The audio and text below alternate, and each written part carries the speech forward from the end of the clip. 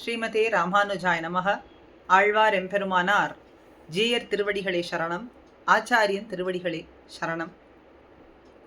108 திவ்ய தேச அனுபவங்களிலே 30வது திவ்ய தேசம் திருமணிமாடக் கோவில். திருநாங்கூர் திவ்ய தேசங்களிலே இது முதன்மையானது. பரமசிவன் தன்னுடைய தோஷத்தை எம்பெருமான் தீர்க்க வேண்டும் என்று 11 உருவங்கள் கொண்டு தவம் புரிந்தான். அந்த 11 உருவம் கொண்ட ருத்ரனுக்கு அருள் புரியவே எம்பெருமான் 11 ரூபத்தில் காட்சி கொடுத்தான், தோஷத்தை போக்கினான். அப்படி 11 எம்பெருமான்கள் 11 திவ்ய தேசத்தில் எழுந்தருளி இருக்கிறார். வட மொழியிலே நாகம் என்றால் யானை.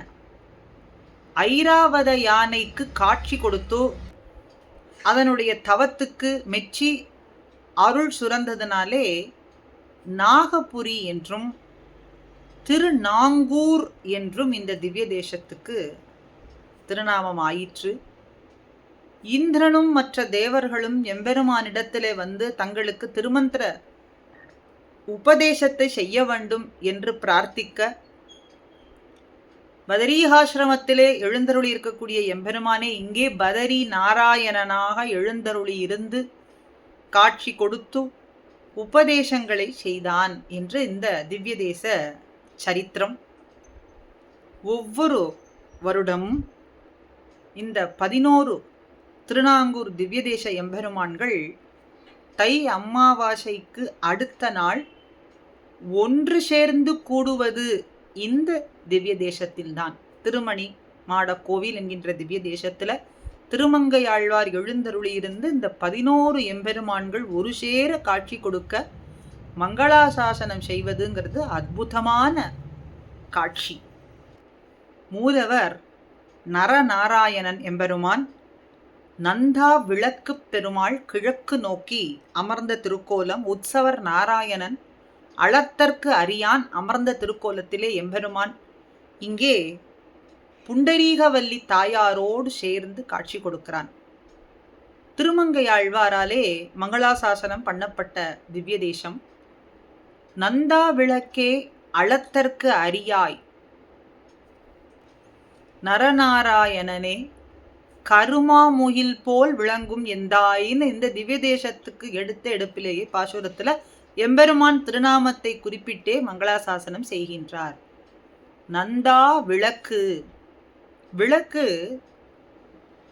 இந்த விளக்கு எப்படி ஸ்வயம் பிரகாசகமான விளக்கு, ஞான தீபமாய் எம்பெருமான் எழுந்தருளி இருக்கிறான். நந்தா விளக்கு அளத்தற்கு அறியாய், அளப்பதே இல்லாது, இவ்வளவுதான் இன்னதுதான் அளக்கவே முடியாதபடிக்கு எழுந்தருளி இருக்கிறான். அளத்தற்கு அறியவனாய் எம்பெருமான் நரநாராயணனாக கருமா முகில் போல், கரிய மேகம் போலே உருண்டு திரண்ட புஜங்களோடும் திருமேனி அழகோடும் காட்சி கொடுக்கிறான். புண்டரீகவல்லி தாயார் பிரணவ விமானத்திலே இந்திரன் ஏகாதச ருத்ரர்கள் 11 உருக்கொண்ட பரமசிவனுக்கு மதங்க மாமுனிவருக்கு பிரத்யக்ஷமாக எழுந்தருளி காட்சி கொடுக்கக்கூடிய திவ்ய தேசம் இந்திர புஷ்கரணி, ருத்ர புஷ்கரணி, ஐராவத தீர்த்தம்னு இந்த தீர்த்தத்துக்கு பெயர். பெரிய திருமொழியிலேயும் பெரிய திருமடலாலேயும் 12 பாசுரங்களாலே திருமங்கை ஆழ்வார் மங்களாசாசனம் செய்கின்றார். நாங்கூரில் மண்ணுமணிமாட கோயில் மணாளனை என்று பெரிய திருமடல். பெரிய திருமொழியில ஒரு பாசுரம், முதலை தனிமா முரந்தீர அன்று முதுநீர் தடத்து செங்கண் வேழம் உய்ய விதலைத்தலை சென்னு அதற்கே உதவி வினை தீர்த்த அம்மான் இடம். முதலையாலே பிடிப்பட்டு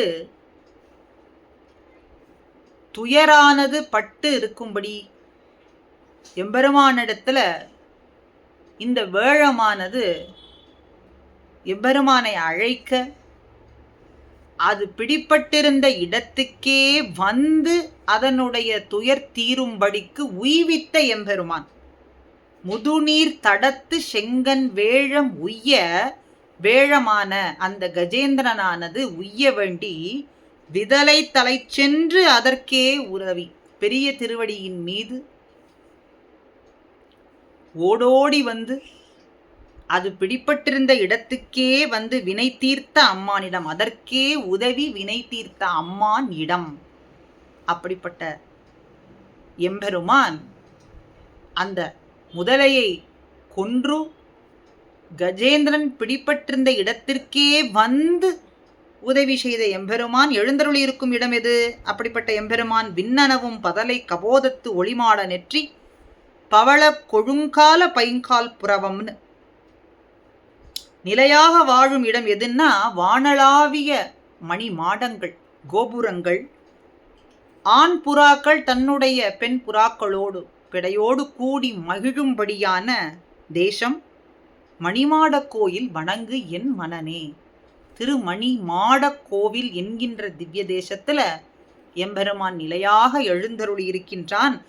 யானையினுடைய நடுக்கத்தை தீர்த்தவன் நம்முடைய துயரையும் தீர்ப்பதற்காகவே மணிமாட கோவிலிலே எழுந்தருளி இருக்கின்றான். அவனை வணங்கு என் மனனேன்னு தன் மனசுக்கு சொல்றது போல நமக்கு உபதேசம் சொல்றார் திருமங்கையாழ்வார். பிள்ளபெருமாள் ஐயங்காரும் சீரே தருங்கதியிற் சேருகைக்கு நான் உன்னை நேரே வணங்கினேன் நன்னெஞ்சே.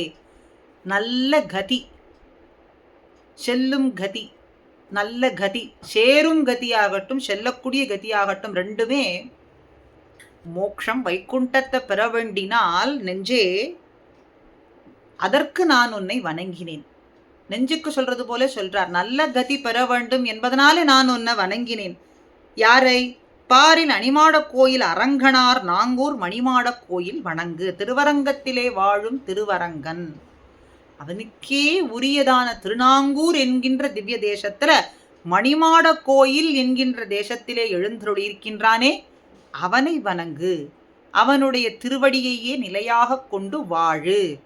அதுவே செல்லும் கதிக்கு, சேரும் கதிக்கு, நான் சிறப்பினை தரும் முக்தி உலகை அடைவதற்கு ஏற்ற வழியாகும்.